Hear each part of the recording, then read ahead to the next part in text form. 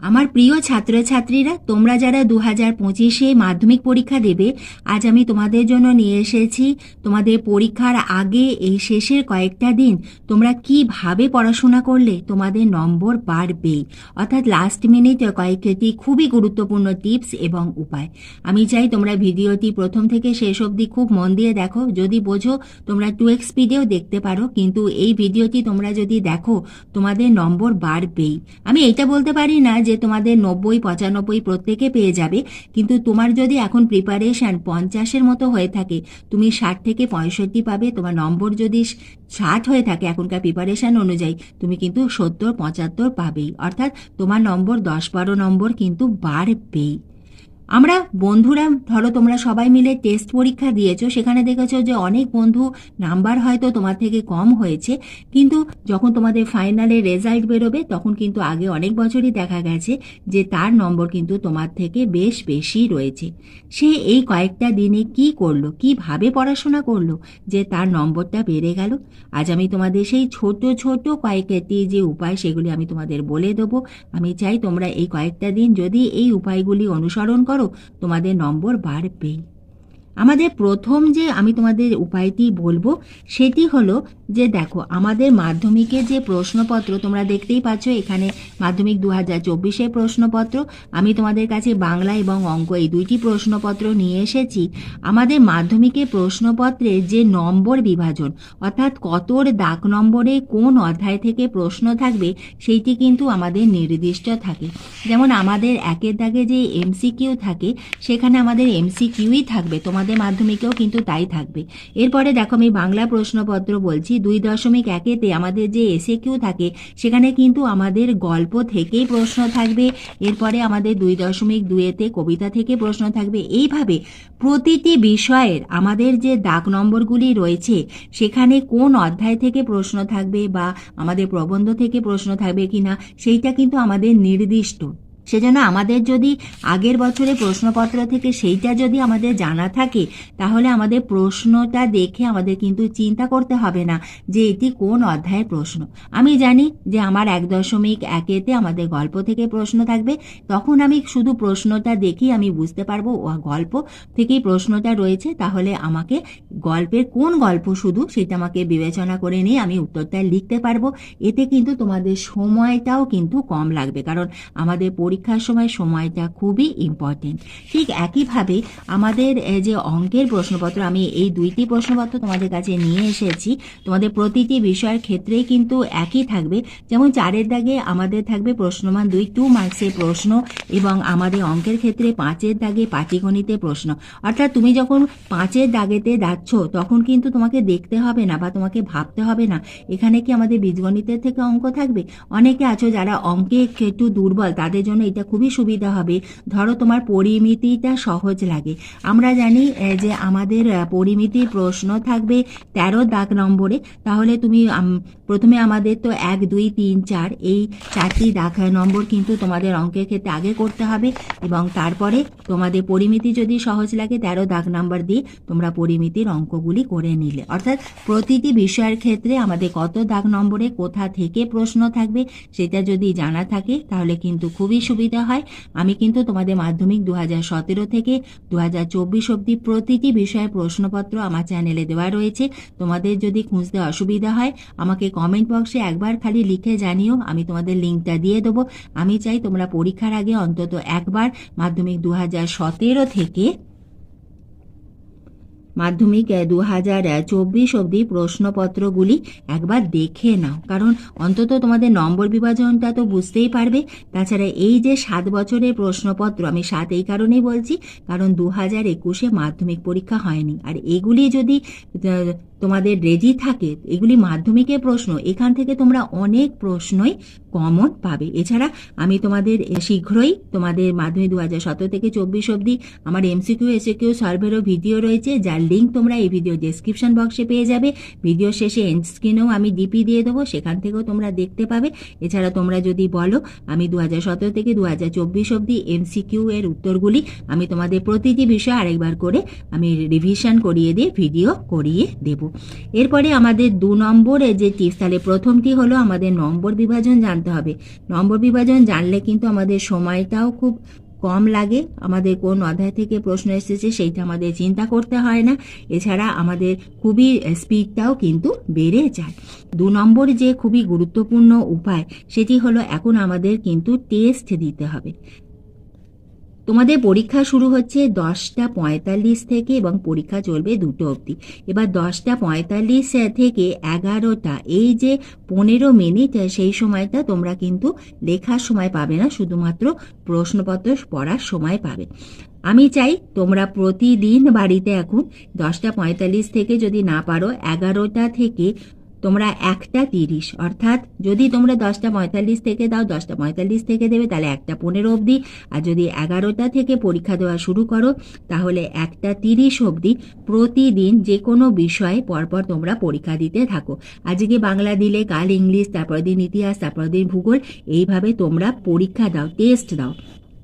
কারণ এই সময়টা তোমাদের পরীক্ষা হবে, এখন থেকে তোমরা যদি এই সময়টা পরীক্ষা দাও তোমাদের মেন্টালি যে প্রিপারেশন সেটা কিন্তু হয়ে থাকবে, এবং তাহলে তোমাদের পরীক্ষার সময় কোনো অসুবিধে হবে না, কারণ তোমাদের ব্রেন তখন জানবে সময় আমাকে পরীক্ষা দিতে হবে।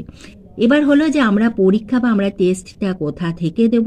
তোমাদের পর্ষদের টেস্ট পেপার তোমরা স্কুল থেকে পেয়েছো, সেই পর্ষদের টেস্ট পেপার তোমরা পরীক্ষা দেবে, কারণ পর্ষদের টেস্ট পেপারে আমাদের বিভিন্ন স্কুলের প্রশ্ন থাকে, খুবই গুরুত্বপূর্ণ প্রশ্ন। এবং আরেকটি হলো যে তোমাদের মাধ্যমিক 2017 থেকে 2023 অবধি যে প্রশ্নপত্রগুলি রয়েছে, এই 6 বছরের প্রশ্ন তোমাদের কিন্তু অতি অবশ্যই পরীক্ষা দেওয়া উচিত, কারণ এইগুলি মাধ্যমিকের প্রশ্ন, যেহেতু এগুলি খুবই ইম্পর্টেন্ট প্রশ্ন। আমি তোমাদের মাধ্যমিক 2017 কেন বলছি, কারণ তোমরা 2025-এ মাধ্যমিক পরীক্ষা যে সিলেবাসে পরীক্ষা দেবে সেই সিলেবাসে প্রথম পরীক্ষা শুরু হয়েছিল মাধ্যমিক 2017 থেকে। তাহলে আমাদের দ্বিতীয় যে খুবই গুরুত্বপূর্ণ কৌশল সেটি হলো তোমাদের পরীক্ষা দিতে হবে। এরপরে 3 নম্বর যে পয়েন্ট সেটি হলো তোমাদের যে পরীক্ষা তোমরা দিচ্ছ সেই পরীক্ষা দেওয়ার সময় দেখবে যে কোনো একটি বিষয় তোমাদের প্রতি মুহূর্তে সেখানটা গিয়ে তোমাদের আটকে যাচ্ছে বা অসুবিধা হচ্ছে, সেজন্য তোমাদের একটা নোট খাতা করতে হবে। সেই নোট খাতাতে তোমার যেখানটা অসুবিধা হচ্ছে সেখানটা তোমরা লিখে রাখো, এবং পরীক্ষার আগের দিন অতি অবশ্যই সেইটা একবার দেখে যাও, তাহলে পরীক্ষার সময় মনে পড়ে যাবে, সেখানটা অসুবিধা হবে না। নোট খাতাটা আরেকটা খুবই গুরুত্বপূর্ণ বিষয় লিখে রাখবে, সেটি হলো তোমাদের পর্ষদের টেস্ট পেপার তোমাদের ইয়ারের প্রত্যেকটি বছরের জন্যই, কারণ যেহেতু এটা বিভিন্ন স্কুলের প্রশ্নপত্র, এটা খুবই ইম্পর্টেন্ট একটি টেস্ট পেপার। এই টেস্ট পেপারে তোমাদের যে প্রশ্নগুলো দেখছো বারে বারে রিপিট হচ্ছে, তার মানে সেটি তোমাদের ইয়ারে খুবই ইম্পর্টেন্ট। তাহলে সেই রিপিটেড যে প্রশ্নগুলি রয়েছে সেই প্রশ্নগুলি অতি অবশ্যই তোমরা সেই নোট খাতাতে লিখে রাখো, এবং সেইটি তোমাদের কিন্তু অতি অবশ্যই একবার অন্তত বাড়িতে লিখে, না দেখে লিখে তোমাদের অভ্যাস করে যেতে হবে। কারণ আমাদের পড়া জিনিস আমাদের যতটা মনে পড়ে, আমাদের কোনো জিনিস যদি আমরা লিখি আমাদের পরীক্ষার হলে কিন্তু সেই প্রশ্নের উত্তরটা মনে পড়বেই। এরপরে আমাদের 4 নম্বর যে পয়েন্ট সেটি হলো যে তোমাকে মাধ্যমিক 2017 থেকে 2024-এর যে মাধ্যমিকের প্রশ্নপত্র রয়েছে সেই প্রশ্নগুলি কিন্তু তোমাকে অতি অবশ্যই রেডি রাখতে হবে, কারণ এর থেকে তুমি কমন পাবেই। কারণ 2017 থেকে 2024 এগুলি মাধ্যমিকের প্রশ্ন, এবং এখানে 7 বছরের প্রশ্ন তোমরা পাচ্ছ। এগুলি তোমাদের কাছে আমার মনে হয় সব থেকে বড় সাজেশন, এখান থেকে তোমরা কমন পাবেই।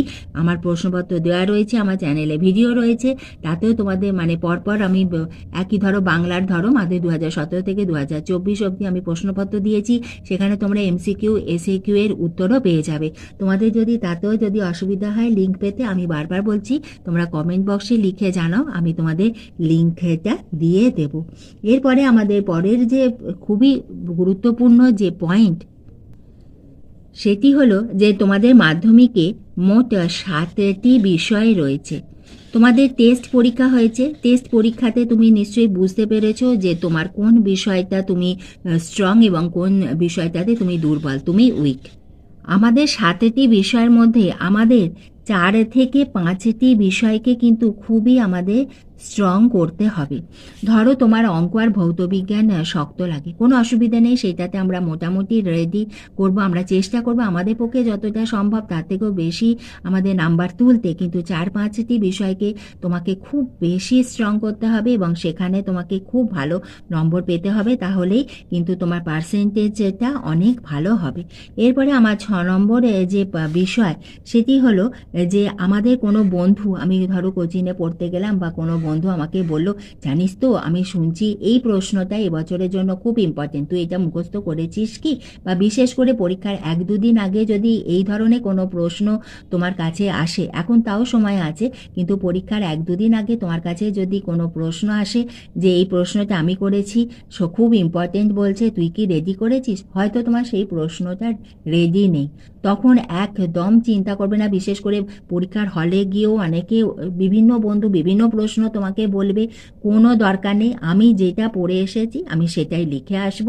এবং তোমরা জানবে যে আমাদের তো পরীক্ষাতে অনেক অথবা থাকে, তার মধ্যে থেকে আমি কমন পাবই, আমি সেখান থেকেই লিখে আসবো। সেজন্য আমার 6 নম্বর পয়েন্ট হলো যে আমরা কখনোই প্যানিক করব না। কে কি বলল আমি একদম শুনবো না, আমি নিজে যেটা পড়েছি এতদিন, আমি যেটা মুখস্থ করেছি আমি সেটা খুব ভালো করে রেডি করব, আমি সেটাই লিখে আসবো। আমার 7 নম্বর যে পয়েন্ট সেটি হলো যে আমাদের এমসিকিউতে যেহেতু অপশান থাকে, তোমার পরীক্ষার হলে যদি কোনো উত্তর ধরো তোমার জানা নেই, তাহলে কিন্তু তুমি এমসিকিউটা ছেড়ে এসো না, সেই মুহূর্তে তোমার যেটা মনে হচ্ছে কিছু অন্তত লিখে আসো, যদি সেটা রাইট হয়ে যায় তাহলে তুমি নম্বর পেয়ে যাবে। ঠিক একইভাবে এসএকিউতে আমাদের যে ম্যাচিং থাকে, স্তম্ভ মেলানো, সেখানে বা বিভিন্ন যে প্রশ্নের উত্তর আছে, শুধু ছোট প্রশ্ন নয় বড় প্রশ্নের ক্ষেত্রেও তোমার যদি মনে হয় যে এই প্রশ্নের উত্তরটা এইটা হতে পারে, সেই বিষয়ে তোমার যতটুকু ধারণা আছে সেটাই তোমরা লিখে আসো। কারণ তুমি যদি কোনো দাগ নম্বরের উত্তর একেবারেই না লেখো, তাহলে পরীক্ষক তোমাকে কিভাবে নম্বর দেবেন? কিন্তু তুমি যদি লিখে আসো এবং সেটি যদি সঠিক উত্তরের কাছাকাছি হয়, তাহলেও কিন্তু পরীক্ষক তোমাকে নাম্বার দেবেন, কারণ পরীক্ষক সবসময় বসে থাকে তোমাকে নম্বর দেবার জন্য।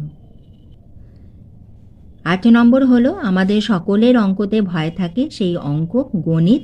গণিতের জন্য তোমাদের যে স্কুল থেকে দেওয়া গণিত প্রকাশ বই রয়েছে, সেই গণিত প্রকাশ বইতে যে কোষে দেখির যে অঙ্ক রয়েছে, সেই কোষে দেখির অঙ্কের সঙ্গে তার আগে যে উদাহরণে যে প্রয়োগগুলি রয়েছে, উদাহরণে যে প্রয়োগগুলো করে দেওয়া রয়েছে, বা অনেক প্রয়োগে দেখবে যে সেগুলি অঙ্কগুলো করে নেই, কিন্তু তার উত্তরটি আমাদের অনুশীলনীতে দেওয়া রয়েছে, উত্তরমালাতে দেওয়া রয়েছে, সেই প্রয়োগের অঙ্কগুলো কিন্তু খুব ভালোভাবে করবে। এবং কোষে দেখির অঙ্ক, এখান থেকেও তোমরা তো অনেক প্রশ্নই কিন্তু তোমরা এখান থেকে কমন পেয়ে যাবে। এবং আমার 9 নম্বর এবং শেষ হলো যে তোমাদের জীবন বিজ্ঞান এবং ভূগোলের ক্ষেত্রে তোমাদের আঁকা অভ্যাস করতে হবে, ভূগোলে ম্যাপ পয়েন্টিং প্র্যাকটিস করতে হবে। তোমরা যদি মনে করো যে পরীক্ষার আগের দিন একবার দেখে নেবো, তাহলে কিন্তু পরীক্ষার হলে মনে পড়বে না। তোমরা এখন থেকেই সেগুলিকে রেগুলার প্র্যাকটিস করো এবং তোমরা রুটিন করে পড়াশোনা করো, তাহলে কিন্তু তোমাদের পড়া খুব ভালো রেডি হবে। তোমরা আগের দিন ঠিক করে নাও যে কাল আমি কি পড়বো এবং কোন বিষয়ে পরীক্ষা দেব। এইভাবে তোমরা পড়াশোনা করো, তোমাদের প্রত্যেকের পরীক্ষা খুব ভালো হবে। তোমাদের সবার জন্য আমি এবং আমাদের সকলের চ্যানেল স্টাডি ফর এডুকেশনের পক্ষ থেকে রইল বেস্ট অফ লাক।